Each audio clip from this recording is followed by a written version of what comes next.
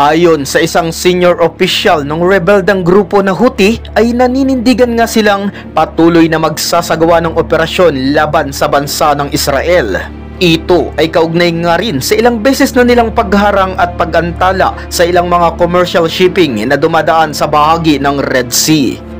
Base pa sa mismong pahayag ng Houthi member na nagngangalang si Ali Al-Kahum na hindi raw umano nila aabandonahin ang Palestina sa kabila ng kahit ano pa mang mga pagbababala mula sa panig ng US at Israel maging sa iba pang mga banta ng ilan pang mga kanluraning nasyon. Sa kabila pa nga niyon ay nag-warning din ang Houthi member na anumang magiging pag-atake laban sa kanilang bansa na Yemen ay magdudulot umano ng isang kakilakilabot na mga kahihinatnan.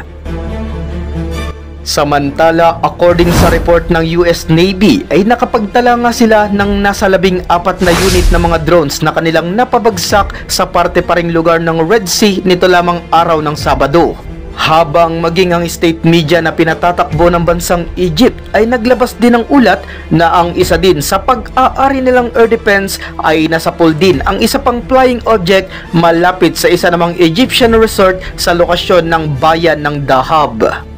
Kaugnay pa rin sa update na ito ay matindi namang mga kataga ang binitawan ng panig ng United Kingdom sa pamamagitan naman ng kanilang defense minister na si Grant Shapps. Mangyari kasing ang isa sa mga British destroyer ay nakapag-shutdown din ng isa pang suspected attack drone sa bahagi pa rin ng Red Sea at dagdag nga ng Ministrong Pandepensa ng UK na ito ang first time o kauna-unahang pangyayari na kung saan ay muling nakapagpabagsak ang Royal Navy ng isang aerial target magmula pa noong huling beses itong nangyari habang kasagsagan naman noon ng Gulf War taon pang 1991.